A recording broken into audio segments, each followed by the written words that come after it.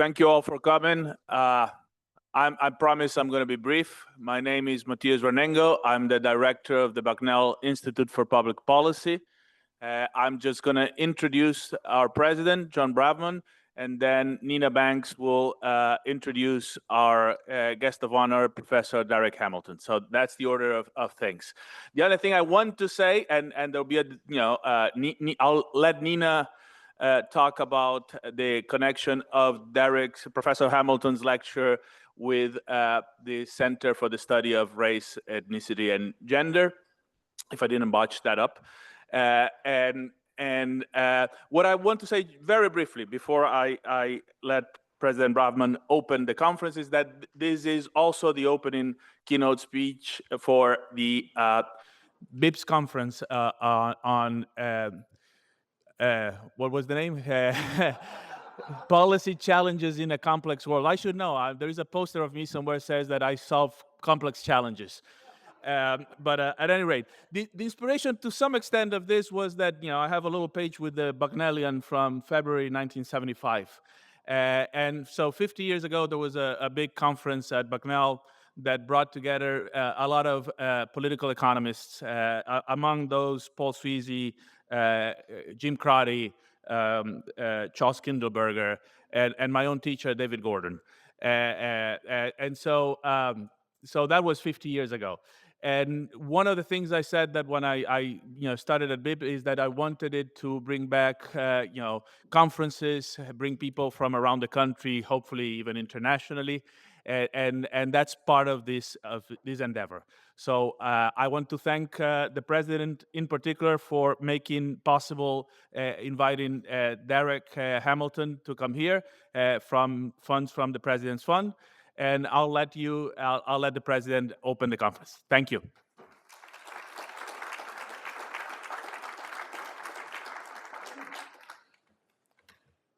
Thanks, Matthias, and thanks for inviting me to just say a few words. I'm a physical scientist and an engineer, and so I'm not sure what I'm doing opening up a public policy conference entitled, to remind you again, Policy Changes in a Complex World.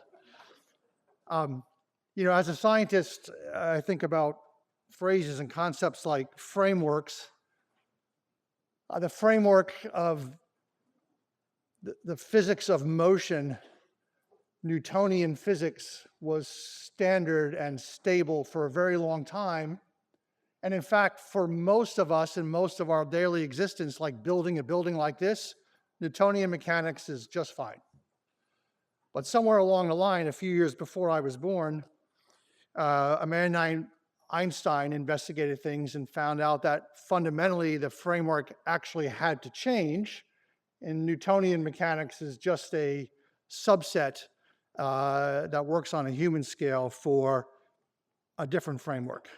F equals ma, that's still true unless you're going near the speed of light, and then it becomes important. That framework had to change.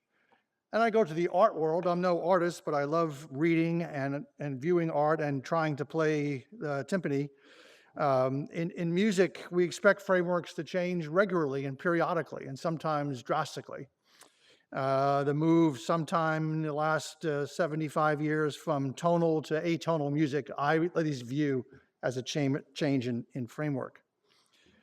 In public policy, it seems to me, as an avid reader of the news media for the last 50 or so years, frameworks, details change all the time, and frameworks have to be understood probably in their cultural, national, and other types of characteristics. But as the grandfather of 3 grandchildren and the father of 4 sons, 2 of them only now in junior high and high school, I got to tell you, I look at public policy issues right now a little differently.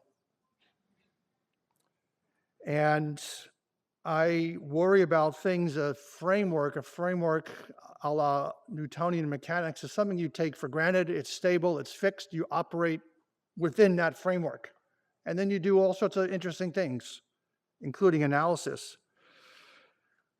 I'm a second-generation American. All 4 of my grandparents emigrated.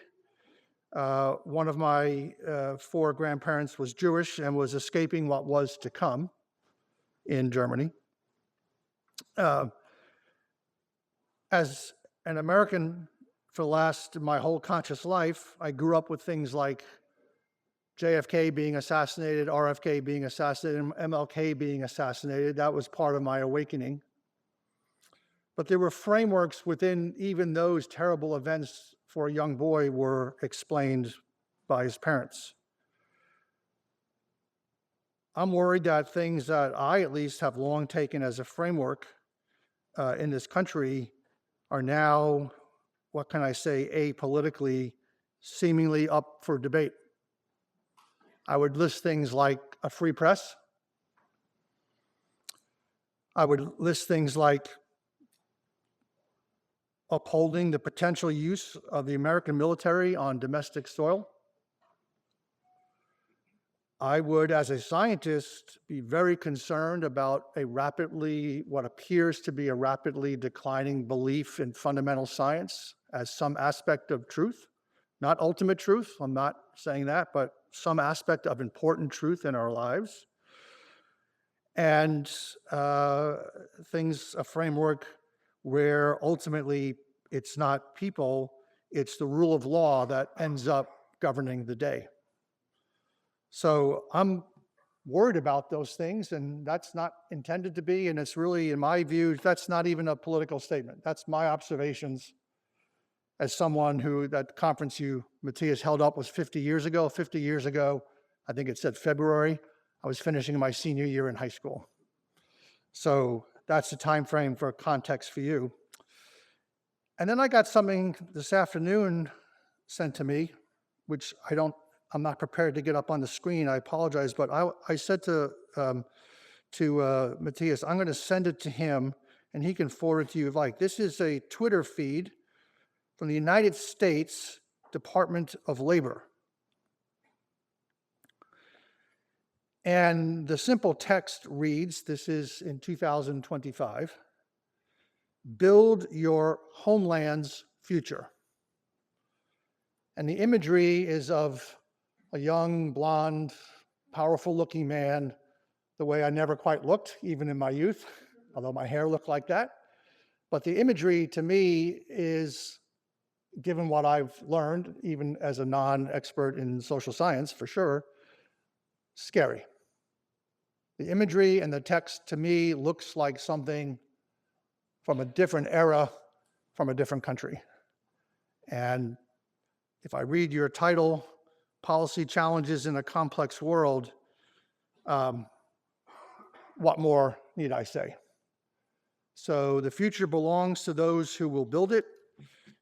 I believe in education and the power to educate young people year after year after year so that they can become the best version of themselves, but also so they can help contribute to and building the best version of their societies and their communities and their countries that they possibly can. So in that spirit, congratulations on putting on this first conference. Let's make sure this becomes an annual or biannual event, whatever the case may be. And I think this is a great service to our sacred mission of education. Thank you for being here. I have to go take my 13 and 15-year-old to their cross-country event, so I apologize, but I hope you enjoy the evening. And now I'd like to introduce my colleague, Nita Banks. Thank you.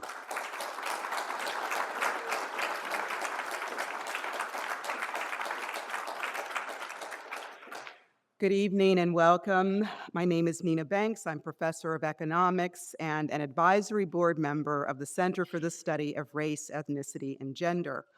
On behalf of Sue Reed, director of the center and the advisory board, I would like to welcome you to our annual Black Experiences Lecture.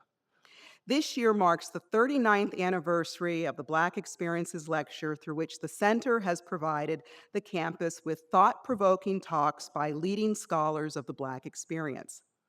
This evening's talk is jointly sponsored by the Bucknell Institute for Public Policy and serves also, as you are aware, the keynote address for their first ever public policy conference, Policy Challenges in a Complex World. This event is co-sponsored by the Department of Economics and the Griot Institute for the Study of Black Lives and Cultures, and with funding provided by the University Lectureship Committee and the Office of President Brovman. And Matthias, Sue, and I would like to thank them for their support.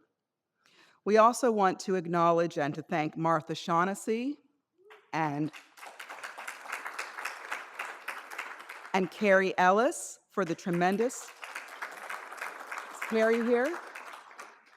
Thank you. For the tremendous amount of work and creativity that they put into arranging this year's talk, as well as acknowledge Jesse Greenewalt and Jeff Campbell for providing technical support, and also to thank catering services. And now I am thrilled to introduce you to one of my favorite people and one of our nation's leading economists and public intellectuals, Professor Darrick Hamilton. Dr. Hamilton is chief economist at the AFL-CIO. He is the founding director of the Institute on Race, Power, and Political Economy and the Henry Cohen Professor of Economics and Urban Policy at the New School. He is currently serving as a Radcliffe Fellow at Harvard University. Professor Hamilton is a pioneer and internationally recognized scholar in the field of stratification economics, an interdisciplinary social science approach that examines the causes, consequences, and remedies of racial, gender, ethnic, tribal, and other forms of inequality in education, economic, and health outcomes.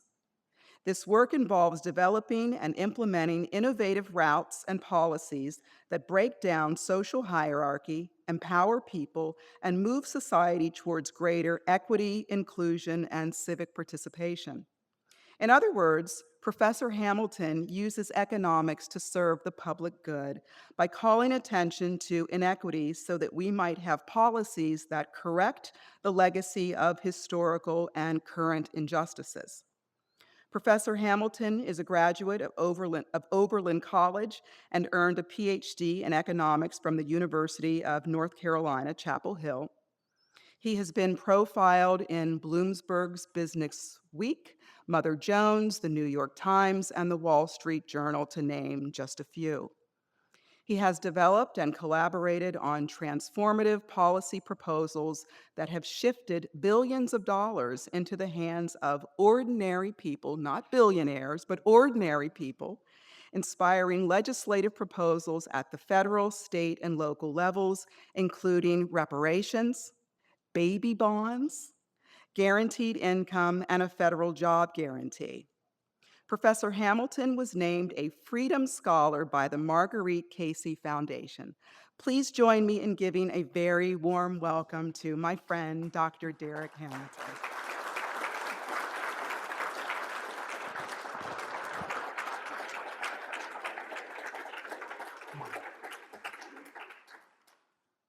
Whew, that introduction, thank you. It was great, but I'd like to lower expectations before I start. Now, Professor Banks is a dear friend and colleague. I feel like I got many dear friends and colleagues here at this point. The Department of Economics here in this space of economics is on the forefront of pushing back against an orthodoxy that, in my view, does not allow the space for creative thinking, of reimagining something else, of presenting itself as a strict science in such a way that reduces to a dogma, a religion, so to speak. I want to thank all the organizations that brought me here, the Griot, the Center for the Study of Race, Ethnicity, and Gender, the Bucknell Institute for Public Policy, and the president. I thought the president opened this up with some really appropriate, and in this time, it's sad, brave remarks. It's sad that just speaking freely with things that probably don't seem that controversial, controversial in that they need to be spoken about, there is oftentimes a risk when saying some of these things out loud. So I'm going to get into this talk today. I'm going to have some overall themes around power, paradigms, and political economy. I'm a little sick, so you might hear me talking uh, in a nasally voice, but I'm excited to be here, so I'm going to get over that and make sure I deliver some good remarks. And why power, paradigm, and political economy? Because it seems like common sense, good policies are always swimming upstream in this paradigm. When we talk about investing in people, when we talk about addressing the places in which we live, our climate, seems like those things often are, uh, we have to make the case for them in a trade-off framework, whereas other aspects are a different type of common sense that I think make it antithetical for us achieving justice. I'm going to talk a lot about this moment and bring up the legacy of Dr. King as pathway to a presentation of both power, paradigm, and political economy. So let me get into it. Our gross and obscene concentrations of both wealth and power is wreaking havoc on our democracy and our capacities to collectively envision and establish and implement a just and inclusive society. The ability of the extreme rich to capture government is anti-democratic and antithetical to a just and inclusive political economy. But to be clear, I don't begrudge the wealthy for their wealth per se, but rather I begrudge how readily that wealth translates into political power that impacts our ability to address our existential crises. Basically, economic inclusion and authentic democracy is stymied because our nation's wealth, power, resources, media, education curricula, technological surveillance, prisons, business, and capital ownership, and virtually all of our institutions are owned, managed, and controlled by a select few billionaires, and based on this trend, in the not so distant future, trillionaires. But to fully understand how democracy in a place like the US with a purported democracy, the status quo of that iterative cycle of concentration of both political and economic power can persist so long, one would have to embrace a third pillar in that relationship, and that is, in the US context, race, or more broadly, the existence of an underclass marked and stigmatized by a subaltern identity by which more dominant identity groups are willing to sacrifice their vertical positioning in exchange for horizontal positioning. Basically, race and identity, those things become tools to be weaponized by which one can bribe dominant political groups with horizontal positioning in exchange for vertical positioning for us all. I'm going to say this is vivid in our current political economic context. As President Donald Trump promises to make America great again, it is evident that this brand of divisive and identity stratifying politics is embedded in the economic and social fabric of our country. The president and his administration has essentially declared war on the labor movement and with vigor attacked various marginalized groups. He signed executive orders and directed his administration to revoke the constitutional provision of birthright citizenship. He's carried out detention and disappearance of migrant workers without any due process. He's unilaterally declared that there are only two genders. He's threatened the funding and called for the elimination of so-called woke diversity, equity, inclusion, and accessibility programs. He's threatened the funding and existence of entire government agencies and their workforces, and he's rolled back or eliminated collective bargaining rights for federal workers. Indeed, as we give this talk, The second day of the funding shutdown of our federal government is taking place. And with all this taken together, the accelerating and trending deterioration of America's economic, social, political, and public infrastructure is exactly what the Reverend Dr. Martin Luther King fought so hard to warn us about all those years ago. The inauguration of President Trump's second term, coinciding with MLK Day, the celebration of perhaps America's most noted and celebrated freedom fighter, it's not just a coincidence, it's an ironic polarity of two contrasting visions for America that demand our attention. We must reckon that Trump's continued electoral success lays bare our nation's fears, vulnerabilities, and divisions, and that his sustained popularity is a symptom, not a cause, a symptom of a bipartisan economy that has failed to promote economic security and prosperity for most workers and families. President Trump's playbook leverages a tried and tested tool, a political and economic appeal to one's relative status.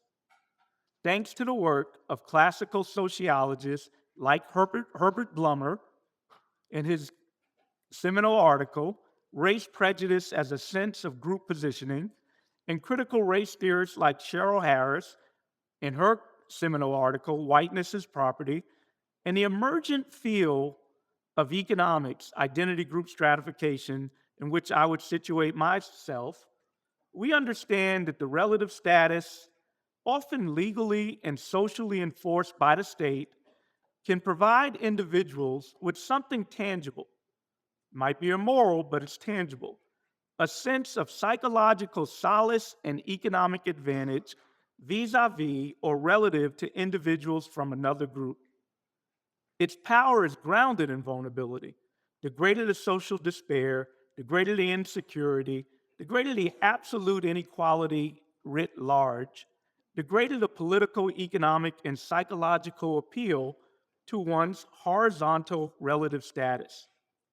The strategy has deep roots, tracing back to Barry Goldwater's Southern strategy, where appeals to whiteness of Southern voters were made in the context of the relative racial gains that came about from the civil rights movement led by Dr. King. Barry Goldwater, Senator Barry Goldwater, in his run for presidency, he had a similar phrase that we use today. He said, "A return to a simpler time." Trump has refined, evolved, and amplified these appeals, offering to his base a sense of restored status in exchange for their political allegiance. It's noteworthy that these appeals to relative status, they're not limited to race. Trump's campaign strategically targeted young men by positioning patriarchy in the traditional male roles as being under threat.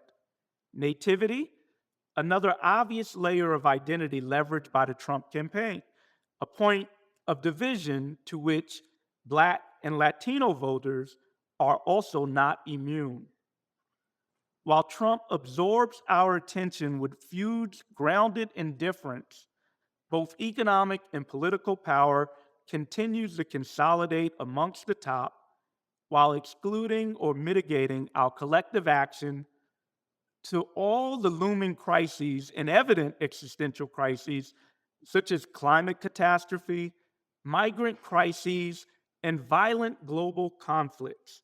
Still, it is intellectually and tactically a big mistake to reduce or summarize Trump's appeal as some sort of ignorance, some sort of cultural hate or failures of the public education system, or some sort of broadly cultural war. The appeals to relative status are effective precisely because they tap into economic grievance, precarity, and loss.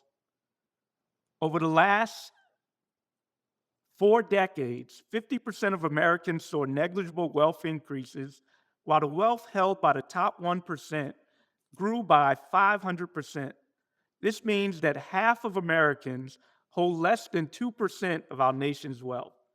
The vast majority of Americans have been negatively impacted by real wage stagnation, a yawning wage productivity gap, growing wealth inequality, and policies that have systematically undervalued work.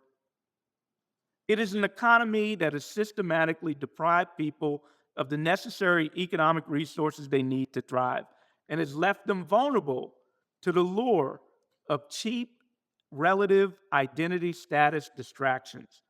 Our political economic paradigm has been defined by what some people call a neoliberal framing that has prioritized rugged individualism and corporate interests devoid of an adequate understanding of resource distribution and power. So I'm going to take a quick aside and talk about Dr. King's assessment and understanding of power in the book, from Where Do We Go From Here, Chaos or Community? He offers a vivid understanding of the values of power and purpose. His quote goes as follows: "Power, properly understood, is nothing but the ability to achieve purpose." Isn't this what all this is about? Don't people want to have agency in their life? Isn't one of the essence of humanity to be able to define a purpose and have the wherewithal to try to achieve that purpose? Back to King. It is the strength required to bring about social, political, and economic change. So it's both an input and an output. He goes on to say, what is needed is a realization that power without love is reckless and abusive, and love without power is sentimental and anemic. So the reckless and abusive part, I dare say we might see some of that taking place in our society right now. And what led up to the reckless and abusive might have been the result of the anemic values that are purported without adequate use of power to achieve them. Way forward. We need a compelling alternative paradigm. An alternative, more enlightened approach is an economic and industrial policy that promotes human flourishing, civic engagement, tranquility, and authentically enables us with affirmative inclusion to be self-determining in righteous ways. That's an economy that centers people and the environments in which we live, and one that systematically invests and directs public resources to them for the purpose of achieving that economy. It's an economic vision where people are not simply viewed as labor inputs to a firm's production process or consumer agents to whom resources might be redistributed to redress inequality in a charitable sense, but rather one with the conception that when properly resourced, people are innovative, productive agents that make dynamic contributions that benefit not only themselves, but the economy overall, and promote healthy, tranquil, safe, and inclusive environments. That means ensuring that people have the economic resources they need to thrive. That would include, again, as investments, housing, healthcare, agency with regards to reproduction and family formation.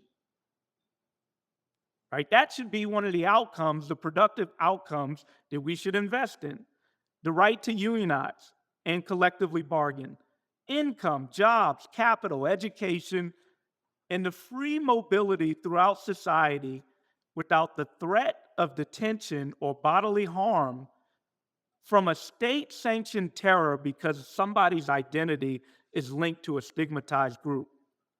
Essentially, these things are a 21st century economic version of what A. Philip Randolph and Bayard Rustin's 1965 Freedom Budget proposed. These ideas aren't radical and they aren't unique who brought it up. We can look at Roosevelt's Four Freedoms. We can look at the UN Declaration of Human Rights. And King wrote the foreword when he was leading the Poor People's Campaign to the Freedom Budget. The structures of our political economy go well beyond class and individual bigotry. This is again going back to the intersections of identity, politics, and economics. And as a matter of course, race and social identities in general, even beyond race, have been weaponized to strategically generate hierarchy and propel systems of poverty, stratification, and persistent inequality. I'm going to try to skip ahead because I want to have a lively conversation, and I hope that if there are challenges that people, in the spirit of conversation and moving forward, feel free to ask the questions or any other question. But let me pick on my discipline of economics. The emergent framing of and I'm an economist, I'm a proud economist. Framing of the discipline of economics as a science has been a big part of our conceptual problem to reimagine an economy that promotes human flourishing. It presents an innuendo of a purity devoid of politics, the use of power, and tribalism that we've always seen across space and time in human history. The economic concept of freedom and fairness, grounded in individual price takers as a baseline, doesn't adequately take into account the roles of power and capital and the uneven distribution of that power and capital. Markets themselves are political and social constructions, and constructions that are influenced by the uneven distributions of power and capital in the first place. This is especially true in understanding how we get disparities across groups. In the US, we manage poverty and we manage people as if they're surplus populations. We engage in income maintenance, not income mobility. We socially isolate or segregate people. We incarcerate them en masse. And we implement policies aimed at controlling their reproduction, their fertility, and their family formation. We characterize them as persistently unemployed and unemployable, a source of urban crime and malice, whose subsistence needs are deemed a drain on our fiscal budgets. So they're treated as cost in our budget. This fuels the rationale for austerity policy. If behavioral modification, particularly with regards to personal and human capital investments, if that's the central issue, why should we fund government agencies and programs which at best misallocate resources to irresponsible individuals and at worst creates further dependencies to fuel their irresponsible behavior? That feeds into the proverbial American narrative that through hard work and effort, individuals could turn their proverbial rags into riches. We offer individual anecdotes as evidence of the power of effort and free market efficacy, but what we don't offer in those narratives is the systematic evidence of countless cases of hardworking, ingenious individuals who are not able to attain social mobility, and likewise the anecdotes of individuals that are born into privilege and are able to maintain that privilege regardless of effort extended.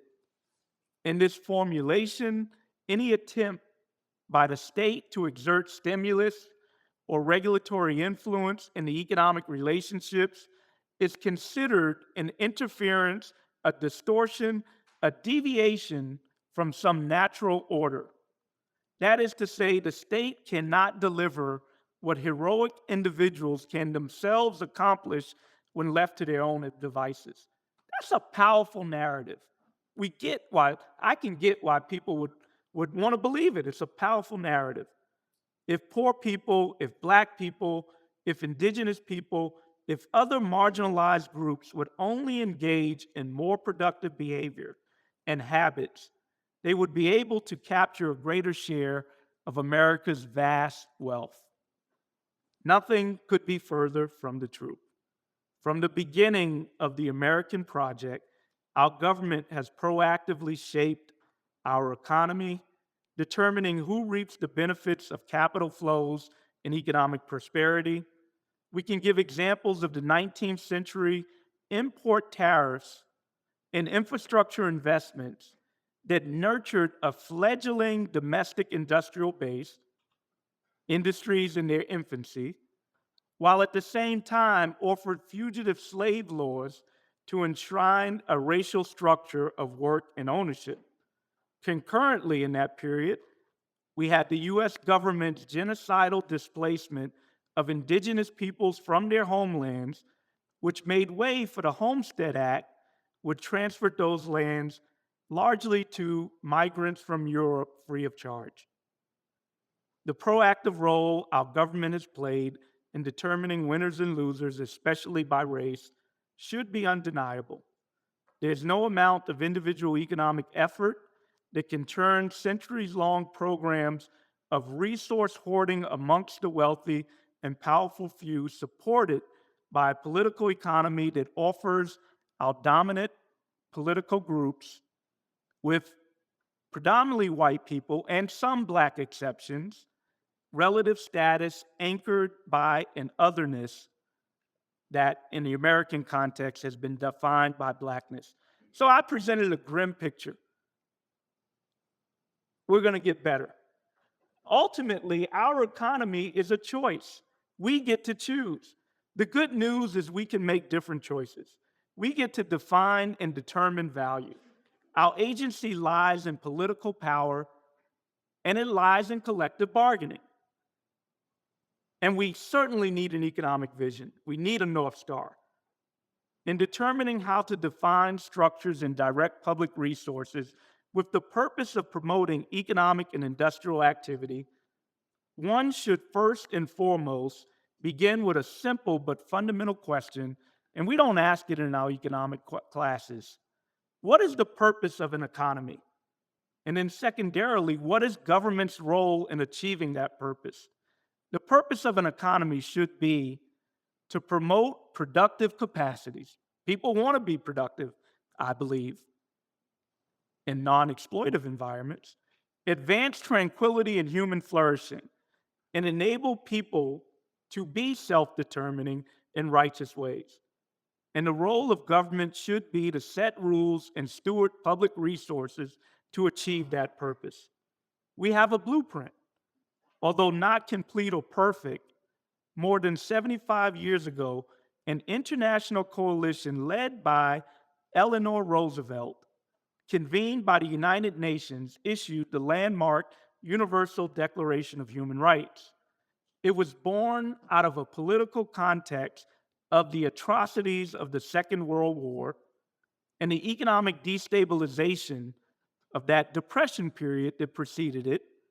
The Declaration was designed to promote the values of human flourishing and tranquility at a time when despair, both within various nation states and across nation states, were ubiquitous. That declaration identified 5 categories of human rights: civil rights, political rights, social rights, cultural rights, and economic rights. In isolation, any subset of those 5 human rights, they're incomplete and inadequate. And in fact, I would argue they are a co-optation of the very notion of rights and freedom in the first place. In other words, the ability to vote when you're hungry is not freedom. The ability to civilly protest when you're unhoused is not freedom. Over the years, economic rights has become the category that has lost the most momentum, and its exclusion has served as much of the impetus for the co-optation that I'm describing. But labor leaders have long understood this. A. Philip Randolph, president of the Brotherhood and Sleeping Car Porters Union and the vice president of the Federation of Unions, AFL-CIO, explicitly linked economic rights to civil rights. Beginning as far back as the 1940s, he, along with other civil rights leaders, organized movements to demand from governments racial and economic justice with the provision of, at that time, quality jobs for all people. This eventually culminated with that 1963 March on Washington for Jobs and Freedom. Randolph's leadership brought the labor movement into the fight for civil rights and civil rights movement into the fight for labor rights. Influenced by Randolph, by the late 1960s, towards the twilight of his life, Dr. Martin Luther King became explicit about the essential connections between economic rights, freedom, and racial justice. Now, King had an evolution. His thinking evolved from understanding that integration and political rights were not enough, and that for people to be truly free, it required resources. It required economic rights. King wrote, "I am now convinced that the simplest approach will prove to be the most effective. The solution to poverty is to abolish directly by a now and widely discussed measure, guaranteed income." King also called for a federal job guarantee and even reparations. It reflected the belief that, broadly speaking, poverty was a moral failing of the nation. Poverty was a choice. And his 1968 Poor People's Campaign sought to build solidarity across racial lines, uniting poor people in the pursuit of economic security and prosperity. Tragically, but perhaps not coincidentally, King's life was cut short in 1968 while standing in solidarity with striking sanitation workers in Memphis before this phase of his vision, with an emphasis on economic rights, could be fully realized, leaving a profound legacy of unfinished work that we can take up. So let's look at the trajectory of history. After that 1968 period, starting in the 1970s, we had a neoliberal revolution and the narrowing of the advocacy of human rights to primarily political and civil rights and rights pertaining to the protection of property. Our economic and industrial policy began to focus on firms and on a zero-sum, winner-take-all nation-state competition in both domestic and international spheres. Indeed, despite the rhetoric that's often used of small and non-interventionist governments, the Reagan administration ushered in an era of deregulation, union busting, government outsourcing, privatization, corporate tax cuts, and outright corporate subsidies, all things the US government has continually engaged both Democrats and Republicans bipartisanly since the 1980s. It represented a massive and active shift in government resources, both political and economic resources, towards corporate interests and away from labor, with industrial and economic purpose in mind. And hence, I think the characterization of laissez-faire is a misnomer of economic policy, but indeed it was a form of industrial policy. This type of industrial policy is antithetical to our shared human flourishing, and I'd argue leaves us vulnerable to the economic context of fear, despair, and growing inequality to which authoritarian leadership can exploit. This is the very situation that the UN Declaration of Human Rights sought to address in the first place. I have a colleague at the Institute. He makes the claim that what we've seen recently in history is that Republicans might have broke it, but Democrats normalize it. So I'm trying to emphasize that this was the common sense. This was bipartisan across party lines. A policy apparatus defined by inclusive economic rights, in contrast, would promote our collective flourishing, solidarity, and a more authentic form of freedom or self-determination. Inclusive economic rights ensure that all people have the enabling, that's the key word, enabling goods, services, and resources to live productive, healthy, and tranquil lives. What we know is that without resources, because of existing power asymmetries, individuals are largely restricted from the full benefits of economic markets, and instead they're left vulnerable to the exploitation or the whims of charity of more powerful, better resource agents that are involved in those transactions. Investing in our human capacities, a la the Nobel laureate winning economist Amartya Sen's human capabilities approach, should be a primary purpose of government in the first instance. These investments have the added benefits of generating positive externalities and productive macroeconomic multipliers that not only benefit the individual, but the economy overall. Further, investments in healthy and renewable environmental assets is a necessary precursor to healthy democracies and more inclusive, productive, tranquil living, especially over time as we face our climate catastrophes.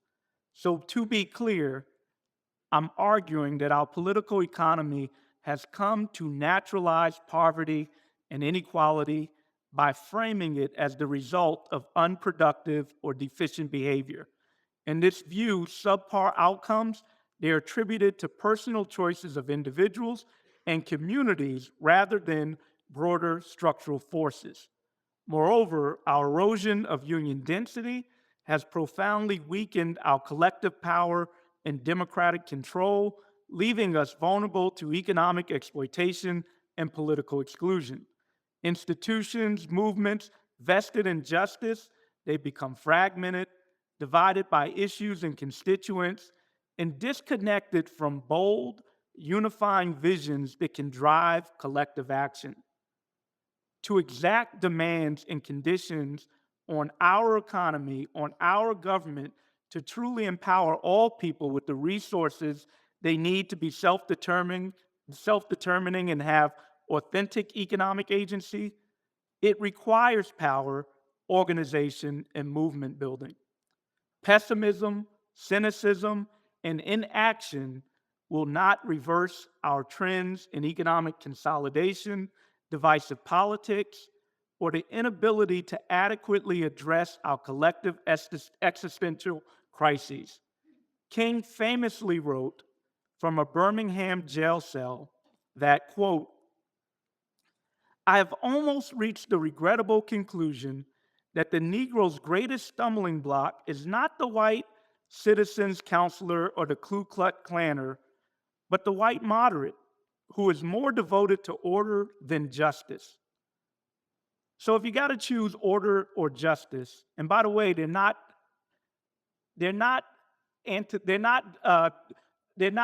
in conflict with each other in every scenario. I think King was saying choose justice. Exerting a claim on our economy requires building movements and organizations that can exact the conditions to truly empower people. Dr. King and his civil rights partners had the economic foresight to know that in order to fight against the conditions that facilitated Trump's strongman brand of divisive politics, we must defang that which gives it its power. An economy grounded in despair, risk, and insecurity, and the growing chasm between the haves and the have-nots. People in solidarity, organizing and shaping democracy itself can transform an economy from the ground up. This solidarity should not be reduced to a neoliberal interest convergence, especially since interests might converge in one context but diverge in others. So to translate that, solidarity based only on a class solidarity, is myopic and vulnerable to other entities to find points of diversion of that solidarity for the purpose of exploiting relative status. A solidarity based only on those neoliberal norms of self-interest, which often defaults to the interests of the relative status of members from the dominant groups, leaves us vulnerable to greed, and it's not sustainable. This form of solidarity fails to capture the multiple dimensions of prosperity, including collective well-being, tranquility, and inherent dignity in all people as a value in and of itself. A stronger, more sustainable solidarity is one that supports the inclusion and humanity of the entire coalition and facilitates individuals to choose and define the aesthetic and cultural identity group in which they belong. Basically, people should have the humanity to identify the aesthetic and the cultural identity of the group to which they want to belong, while at the same time, the solidarity should dismantle the inhumane structure that promotes material or psychological advantage or disadvantage based on one's identity. An inclusive democracy is one that links arms across race, across gender, across geography, and nativity to demand the structural changes for our economy that center, which should be the purpose, people and the environments in which we live. Now is always the time to learn and build from Dr. King's lessons and shift the prevailing paradigm towards a more inclusive, just, prosperous future with the strategic direction of our public resources towards people and sustainable environments as the economic and industrial purpose. Essentially, and I'm going to conclude so we can have a conversation, I hope, this is a 21st century version of what Dr. King, what FDR, with the UN Declaration of Human Rights, what they have argued from his vision, King's vision, that stemmed from his civil rights work beginning in the late 50s into his Poor People campaign work in 1968 for economic justice and inclusive rights writ large. So in the end, the power does lie with us. Thank you.